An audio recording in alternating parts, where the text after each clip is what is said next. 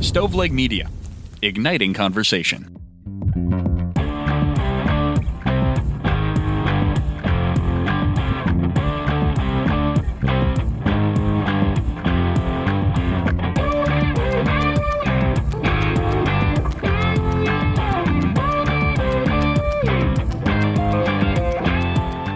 We are thrilled today to be joined by Anna Sonoda, who is an author and a child psychologist, and she wrote a book called Duck Groom that caught our attention at CrimeCon, and we felt like we needed to have her on to discuss the topic in general. So Anna, thanks for joining us today.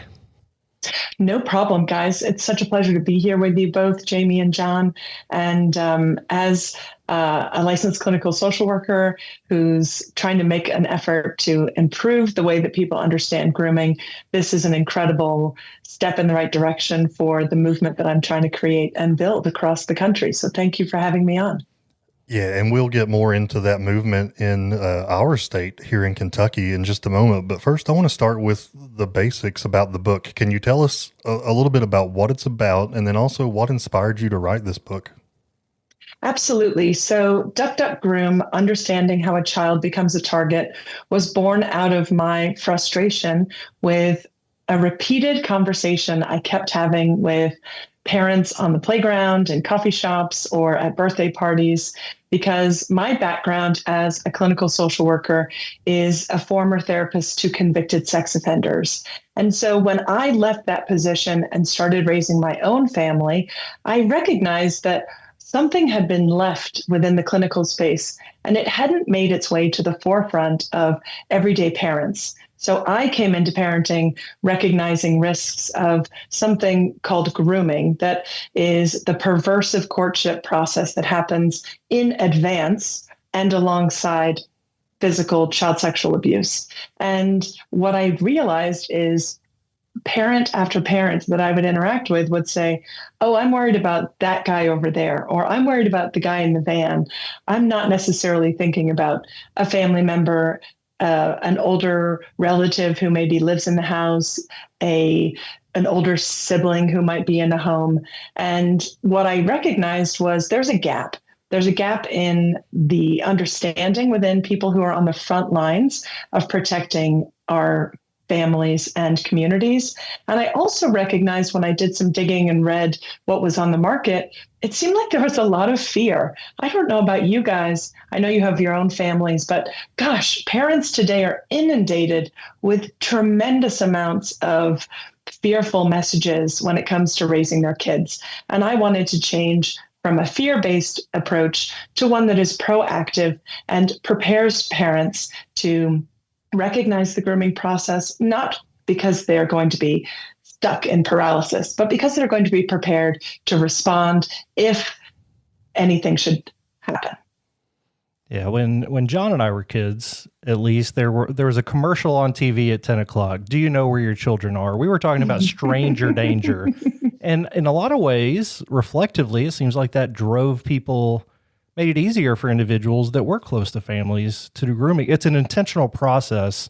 Can you talk a little bit about the 4 steps of grooming that you outline in your book and how to recognize those and why that's so important? Yeah, I think that's an incredible piece of this movement. When you really look at the foundation of what I'm attempting to do, if I were to say somebody's on fire to you guys right now, what would be the steps that you would tell them to do to put that fire out? Stop, drop, and roll.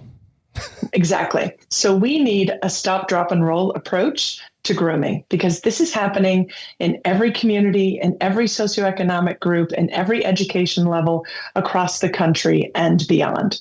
So what I developed through writing and doing my own research was the 4 general stages of grooming. I call it the grooming formula, or shorthand, the 4 F's. And those are flattery, favoritism, forbidden fruits, and fear.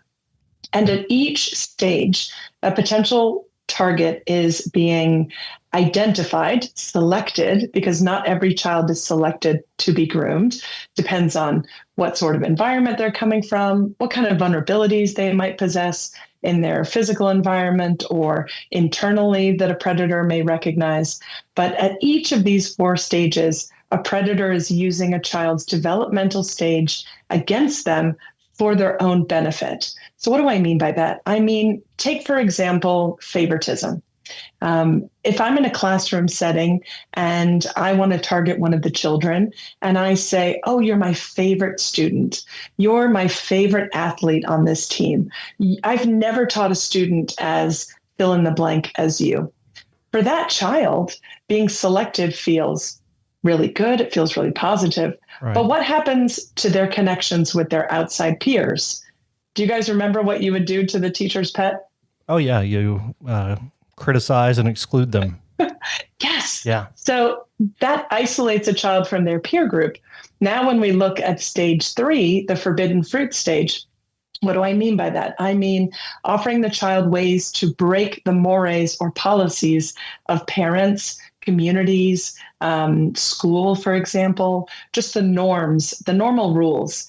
A predator is really keen at saying, oh, they don't understand how mature you are. I'll let you do this. If you spend time with me, I'll make this available to you. And that in and of itself tests a child during a phase, typically when a child is already sort of testing norms and saying, gosh, I don't know if I agree with everything my parents are teaching me or my religious community is teaching me or my community is teaching me. So this sets a child up to feel isolation from caregivers or the key people in their life who would otherwise be the ones that would come to their rescue and help in a situation like this. So that's why I think it's really important that we give shortcuts for today's parents. Just like Stop, Drop, and Roll is quick and easy to remember, I want parents and listeners to recognize the 4F formula so that they can detect and intervene, because that's the best news of this movement. It's saying, if you recognize that grooming has started, you can and should interrupt it. Absolutely. In your book, you mentioned that a very high percentage, in fact, I don't want to misquote you, but over 90% of child sexual abuse victims know their abuser. How can parents balance, wanting to develop a sense of trust within a community to their child, but also being very vigilant? I love this question. I deal with this on a daily basis. As a mom of 5 myself, I am constantly assessing risk, right? So one of the things that I like to teach people is you have standards of behavior in your family or in your household because it's who you are. It is not about who other people are. It's about who you are. So having a conversation as a family, who do we allow in our home? Who do we allow in bedrooms? Who's allowed to be part of bathing routines or bathroom rituals? What spaces are off limits to people in the neighborhood or friends or family? Bringing it a little bit more into consciousness instead of saying we can never do this or we can never do that. Instead, I want parents to be a little bit more mindful about the potential fodder for predation. And one of the components of the book that I talk about is that predators run on gas: grooming, access, and space. And in my research and in my work with convicted offenders, I was repeatedly seeing that predators need 3 ingredients for successful child sexual abuse: grooming, access, and space. And depending on what your role is in a community, in a family, in a school, or in an activity, you may have a different level of access and space alone with a child or children. So these are things that I want parents to conceptualize, to think about, and then to bridge that with a conversation with their children. Many children are old enough to have these dialogues with us, so it's not as if we are oppressing them with some sort of policy. We're saying, hey, these are some of the things that I want you to be aware of and notice. If you get special treatment, if somebody gives you money or gifts or food, if somebody identifies you as being exceptional or special, that's something to let me know, because potential mentors are wonderful. But any good adult, any good caring older child or adult mentor is going to want to support and uphold your policies as a family. And anyone who undermines those policies, that needs a second glance. I was kind of flipping through some stuff last night on social media, and I was made aware that there's a legislature in Kentucky who wants to make it part of state law to almost lay out potential signs of grooming. And I'm sure that within the law that will be prepared, there will be some ways to make that publicly available and some ways to educate parents written within that law, I would assume. So you mentioned your movement and what you hope to do. And I don't know if this particular legislature was, a reader of your book or what, but I think it's awesome that even at the state law level, there's some resources beginning to become available and more awareness is being brought to it. So that's just really incredible. I completely agree with you. I've actually noticed a building momentum of states that are taking on grooming as a subject to make it a misdemeanor. They can't make it a felony, but they can make it a misdemeanor. And boy, oh boy, one of the things that predators taught me when I was in the room with them one-on-one was the one thing they're trying to avoid and evade is attention, negative attention. So a policy like this in Kentucky, that legislator is going out of their way to protect Kentucky children in an incredible way. And we can only hope that other states follow that lead and implement misdemeanor consequences for grooming behaviors, because it is observable. That is the best news of this movement in general, is it's not random. I think when we were growing up, we had the sense, at least I did, we had the sense that it was really random, that you didn't really know who could hurt you and where it was coming from. But you're absolutely right. It was never going to come from people that we trusted and that we knew. What research shows us, though, is the exact opposite is true. We are most likely to be hurt. Our families, our children are most likely to be hurt from people that we know and trust. So as adults, we need to tune up our mindfulness and our awareness of who's attempting to gain access to our children and be in spaces where there's less supervision or no supervision. I want to go down a rabbit hole for just a moment. Are there states currently right now that have on their books the charges for misdemeanors for grooming? Yes, I can send you a list after we're done if you'd like to post it for your listeners. Yeah, I think that's incredible. I guess my question is, at what point there are people, I can think of students in my life that I give encouragement to. And so at what point how can you legally define grooming, and what point has to be crossed before a charge is made? Does that make sense? Like, if I tell a kid that I'm working with or coaching, like, hey, you did a great job on that play, or I'm really proud of you, that should not be penalized legally. So at what point, does that make sense what I'm asking? I think that same thing as a parent. Like, what if I hope my kids are liked by their teachers. How do I know when it stops being healthy? Yes, how can I figure that out? Yes. This is a great conversation. I'm so glad we're having it, because you know that every one of your listeners is thinking the exact same thing. And what I would begin the conversation by saying is, we are all focused on protecting kids. But an element of this conversation, the other side of the coin, is that we have to protect adult reputations. I need to know that when my spouse goes on an overnight trip with the school as a chaperone, that the policies in place protect his reputation.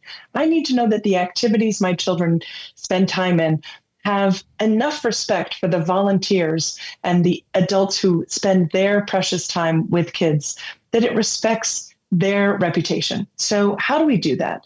Well, when we're looking at things like finding that threshold, we're looking for certain things like, are they allowing the child to break the law?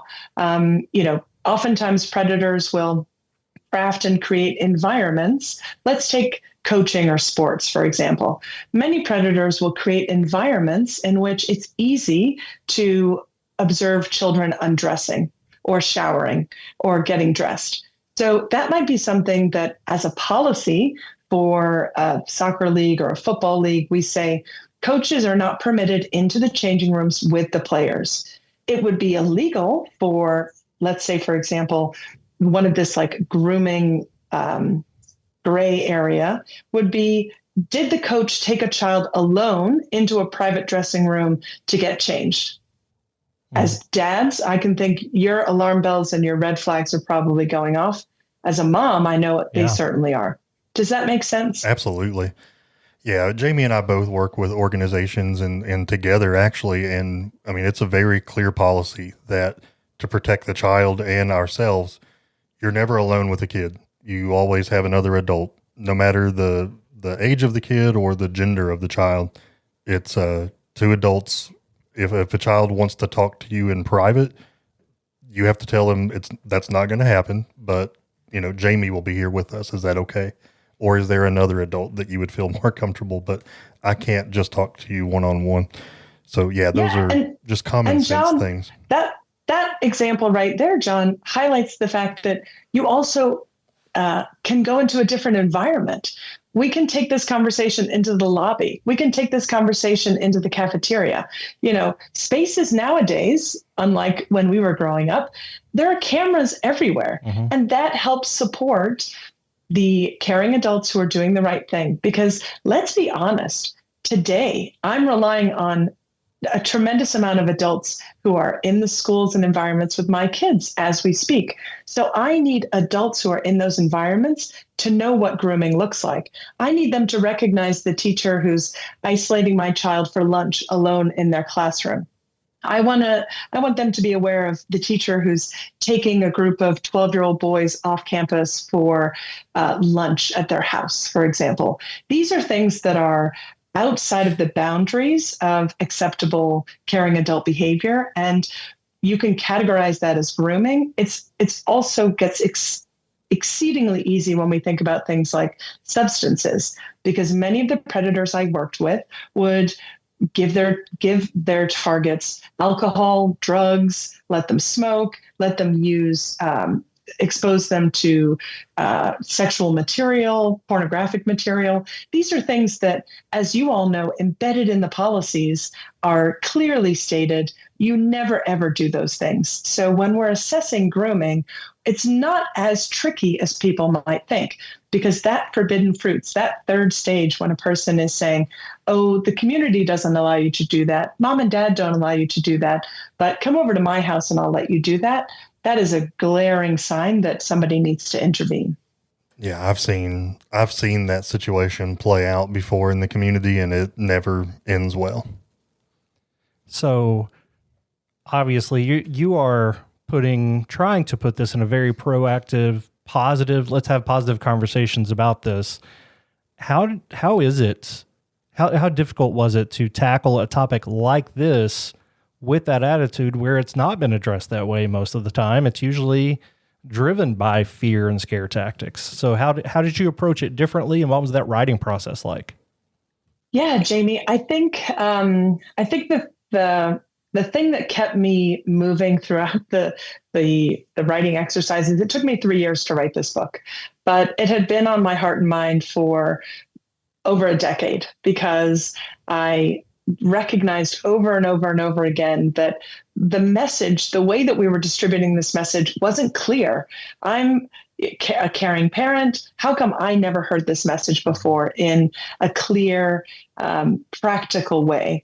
And, we have a lot of rubbernecking in our society right now. A lot of, that term when you pass a car accident and everybody's slowing down because our instinct is, whoa, what happened over there? What's the damage that's been done? And we do the same thing in child sexual abuse. Instead of equipping parents, I can't tell you how many people contact me in a given week and say, I read your book and now I feel so guilty, so sad, so upset that I didn't have this information in the process of raising my child. So my mission is to educate parents from birth to graduation about what grooming looks like, because children only have one innocent childhood, and it's our responsibility, our opportunity to help protect that. So during the writing process, when I hired my developmental editor, I told her, there were three things. First of all, it had to be a book that was timeless. I did not want this to be something that was only about the issues of the early 2020s. This had to be something that you could pick up in 10 years and it was still relevant. Second, it had to be something that was empowering. I wanted checklists. I wanted things that were clear and actionable. And third, I wanted it to be something that men would be comfortable walking through an airport carrying without feeling, because you know what I'm talking about, guys. Most of the books on this topic have a very sad child on a cover in a corner with tears or maybe a tipped over teddy bear. And I wanted this to be something that was more like a toolbox, a manual, if you will. And I think I've accomplished that. And my hope and my wish is that any parent, wherever they're listening from, can pick up the book, can listen to an interview, can listen to this interview, and get some insight to figure out how they can make their environment a bit safer against predation. That would be incredible. I want to ask you this. I'm interested. You spend your whole life, in the field, working in this kind of area for a living, but in your research and in preparing this book, did you find anything surprising? Did you learn anything or discover anything that you found surprising in any way? Well, most of my clinical experience was with men, as you would imagine, because that's what the statistics uphold, is that most offenders are men.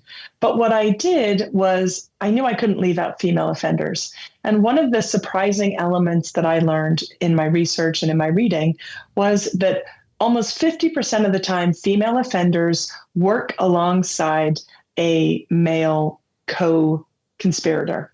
And I think this is really curious and interesting, especially as we're, on the back end of all of the Epstein case and the fallout from that, because we have a stereotype that women are safe, that they are not going to harm us. I can't think of a month that's gone by without a female offender who's been charged, whether it's a school, whether it's a daycare center.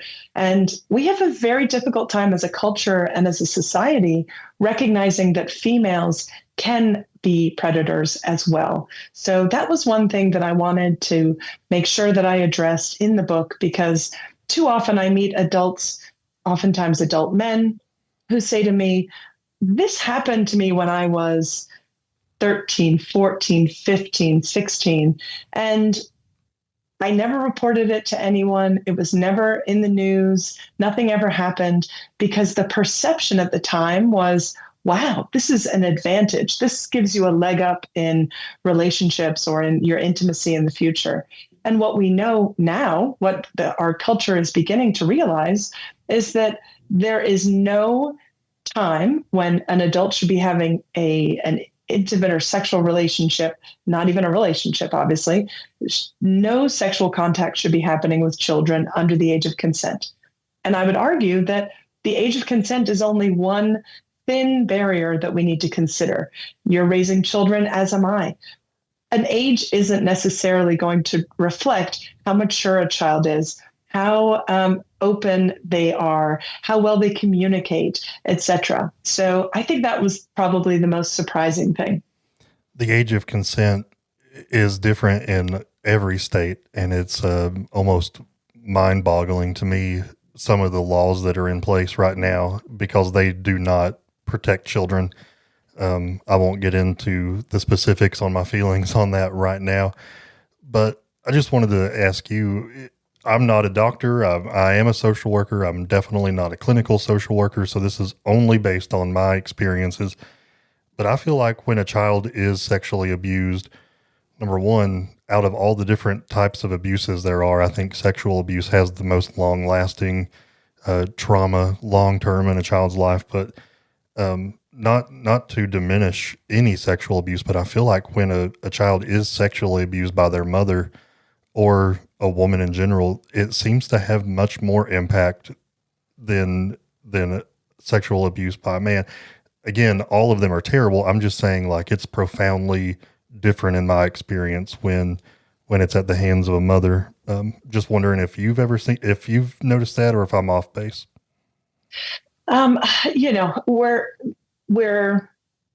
we're all in agreement that all child sexual abuse is heinous and tragic.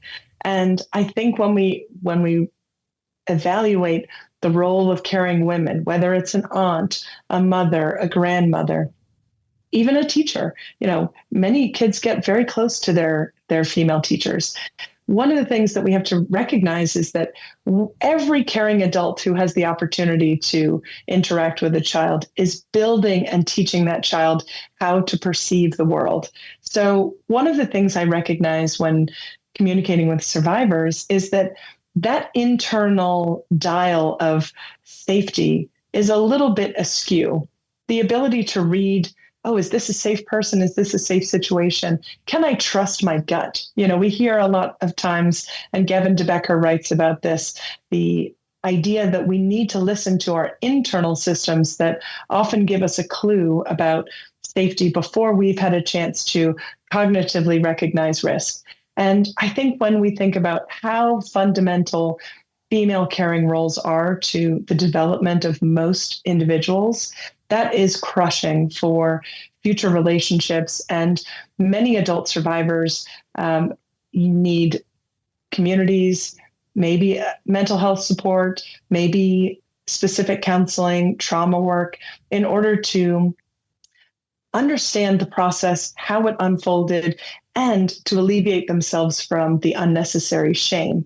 Because when I interface with individuals, I hear all the time that one of the most powerful results of, maybe it's the workbook that I wrote called Duck Groom, a guided journal for adult survivors. They say, I had no idea that I was groomed.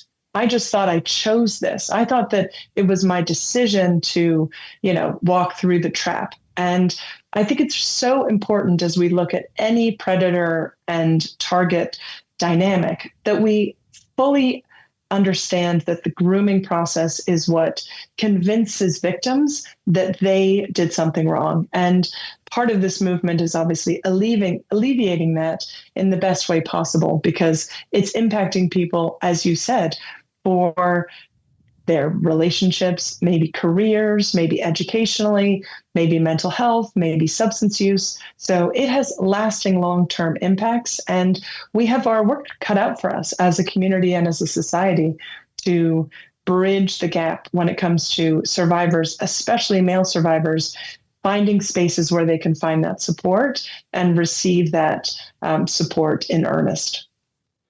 You've used the term movement several times in this conversation and in the book. Do you feel like as a society we're moving in the right direction and this is a big part of it? And are there other resources out there moving in the same direction that you're hoping this conversation will go? Well, I'll answer the last question first. Okay. I think agencies like the National Center for Missing and Exploited Children are doing incredible work. For those who don't know, they are a clearinghouse for all cyber tips of child exploitation or child sexual abuse material online. So the reason that a local jurisdiction is going to receive a case is often because it's come through the National Center for Missing and Exploited Children. So they're doing phenomenal work. They have videos and resource guides far longer than I could ever provide your readers. So that's a wonderful agency to be aware of. As question one goes, what we're noticing and what I'm seeing in the clinical field is that we're changing language. You may notice this in the work that both of you do, that instead of maybe using more blunt language, we're now sort of softening language in a way. And one of the changes that has occurred in the treatment of sexual offenders is the term MAPS. Are you all familiar with that term? Help me remember what that stands for, because I do feel like I've heard of that. Yeah, and it's growing momentum, and it gives me pause, and I'd be interested to hear both of your thoughts on it. It stands for minor attracted persons. So instead of calling individuals pedophiles, they will now be referred to as MAPS, minor attracted persons. Immediate reaction was a cringe and grimace from me. So yeah, I think we're on the same page. Yeah, Yeah, what's the problem with this? if we allow there to be an attraction category for minors, I think we are going down a very slippery slope. We need there to be a very bold red line around children, around vulnerable children. All children are vulnerable, around vulnerable adults, around individuals who have had traumatic brain injuries and who are, as a result, vulnerable.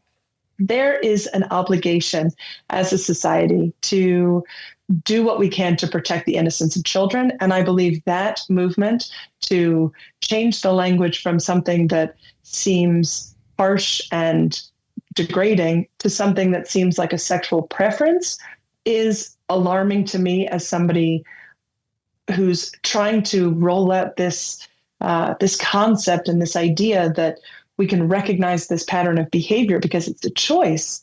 It's a choice to select and target children. It's a choice to groom someone. So parents need to be very aware and conscientious of the fact that most predators are not on a sex offender registry list.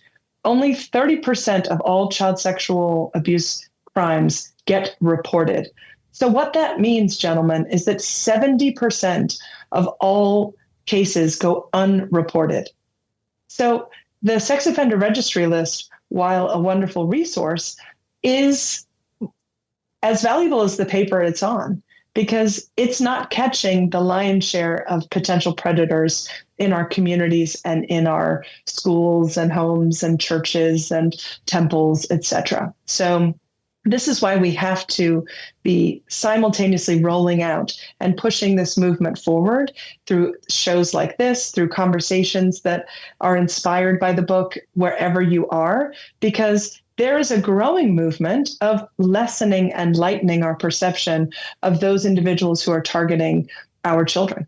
Yeah, in my opinion, it's the word that came to my mind is it's trying to normalize that, which is not okay. And I just, a follow-up question to that, is that language used in the most current version of DSM? That's hopefully not. So I haven't seen it updated in the DSM. I will check on that after this conversation, though. It only gets periodically refreshed right. and reprinted. So I will double check that with the latest edition. But it's a trend as a culture. It's exactly what the two of you are saying. It is shifting our perception from something that is criminal to something that is a preference. And that is alarming to me as somebody who's trying to encourage and promote proactive, preventative behaviors, not just for parents, but for people who are in youth serving environments. Just like the two of you have roles and responsibilities with other people's kids, we need everybody to have this awareness and knowledge. What does grooming look like? How can I detect it? And then what do I need to do to interrupt it? That's usually the thing that snags our heels, is the hesitation to speak up, to report something, to call it in, because we fear consequences as adults. I fear, what if I'm wrong? What if this is completely innocent and I ruin somebody by this? So what steps should I take? How should we intervene if we recognize we're moving into that third step and it's getting concerning for us? Yeah, I think one of the things that parents can often do is bringing it out into the open. When we think about things like hot cases that have come up, we notice looking back in hindsight that it was a bit of an open secret, but people were talking about it, but in the muffled rumor mill, if you will. But it takes courage to say in front of the stands, hey, I noticed that you are entering the boys' changing room. We have a policy at this clubhouse that the coaches stay out of the locker room. Guess what? In just having that conversation out loud in front of moms and grandparents and nannies and babysitters and the coach or the identified staff member, you have called the meeting to order. You have said, we're not just going to sit back and sort of whisper and gossip about the situation.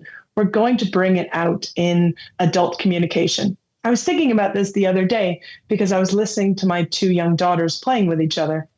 And I noticed that they would say, okay, pretend I'm the mom and you're the little sister or you're the daughter. And then they would shift again. Oh, pretend that I'm the mailman and this children actually communicate very clearly. It's the adults, it's us. We're the ones who don't clearly communicate our intentions. So imagine if something were happening in a sports arena or in a school system, and somebody used their voice to bring it to the attention of a superintendent, bring it to the attention of a principal, bring it to the attention of the other teachers in the environment. That could revolutionize the grooming process for that targeted child. And let's remember, the majority of the time, 70% of the time, predators have up to 9 victims. So we are not talking about an isolated case or an isolated incident. We are talking about serial behavior. So I think most adults don't realize that they can call DFACS or Department of Family and Children's Services. Some states call it Child Protective Services, and make a report anonymously. What does that mean? That means that you give all the information that you have. It does not come back to you. The reason that sometimes people get into trouble is that they then call up their sister, call up their mother, call up this other person and say, oh yeah, I just called that into DFACS, or I just called that into CPS. Keep it to yourself and make the report. Your job is not to investigate. It's not to litigate. It's not to be the judge, but it is to give that information, because if these crimes go on unreported, we go on unprotected. I love the statement you made. Basically, if you have a feeling or you see something that's not okay, call it out and talk to that individual about it. I think it's almost human nature for us to not to want to have those difficult conversations.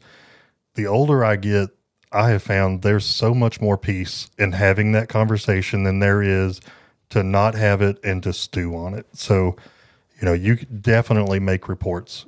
Definitely do that. But if you see someone engaging in a behavior that you do not feel comfortable about, it's going to be better for everyone in the long run to have that awkward conversation.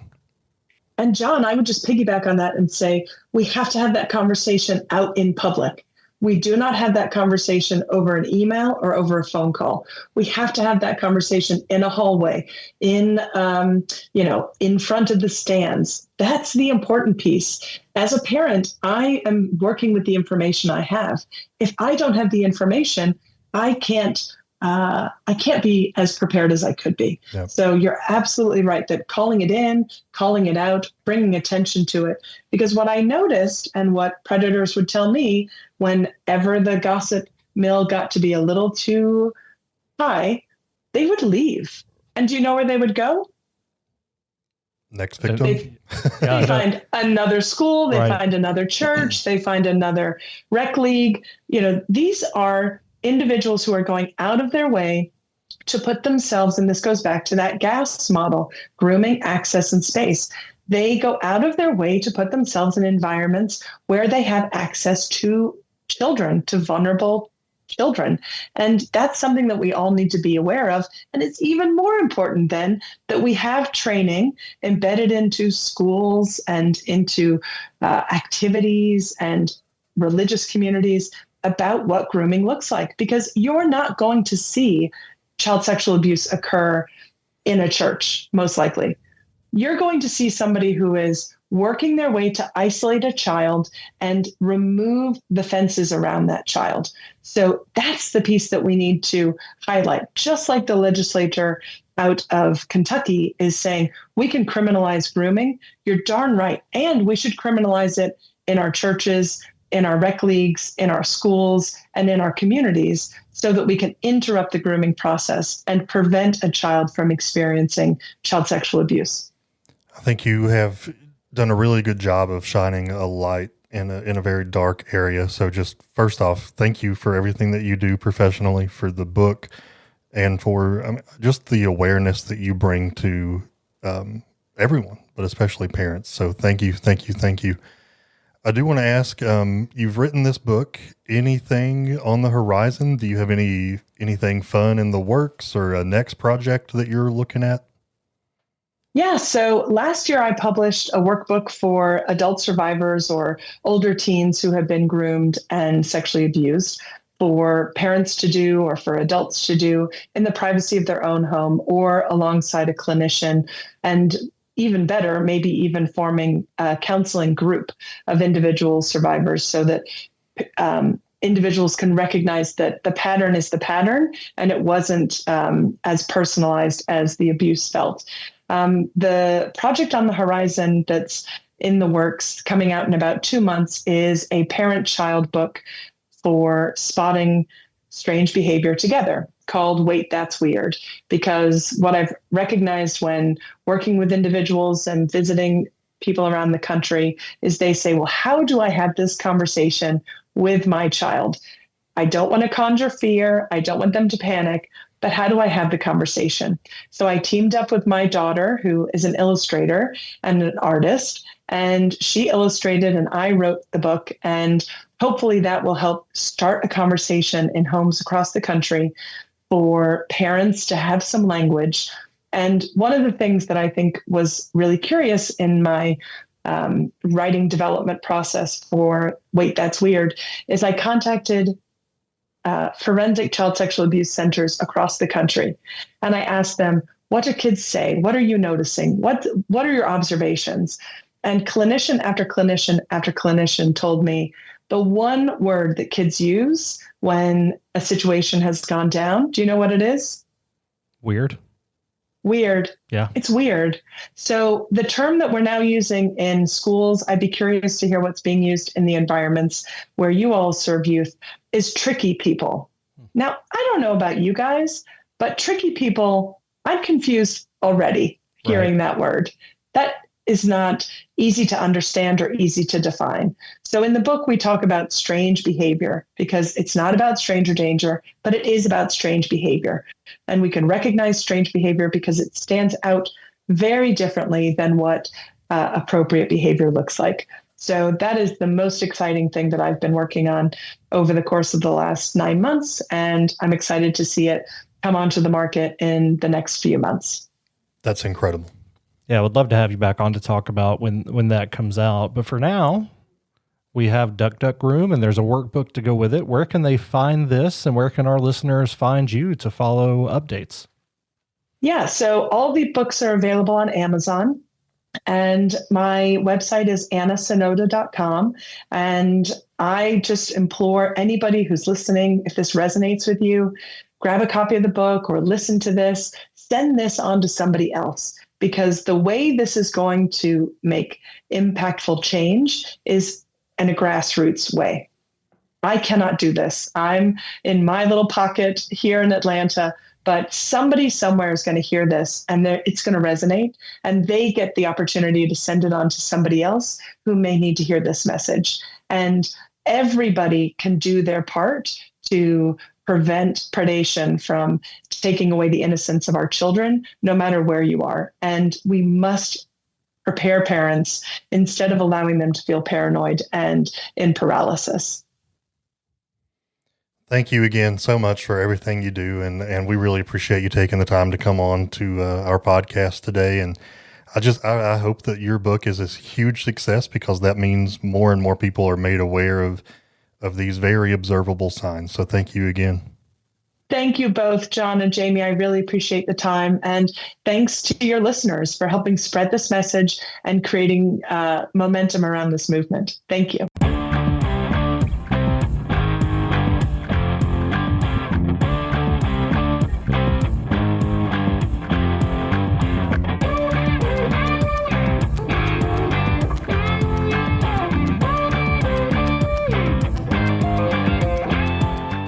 You've listened to True Crimecast, distributed by Stoveleg Media.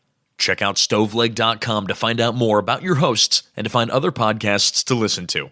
Stoveleg Media, igniting conversation. This episode is brought to you by Progressive Insurance. Do you ever think about switching insurance companies to see if you could save some cash? Progressive makes it easy to see if you could save when you bundle your home and auto policies. Try it at Progressive.com. Progressive Casualty Insurance Company and Affiliates. Potential savings will vary. Not available in all states.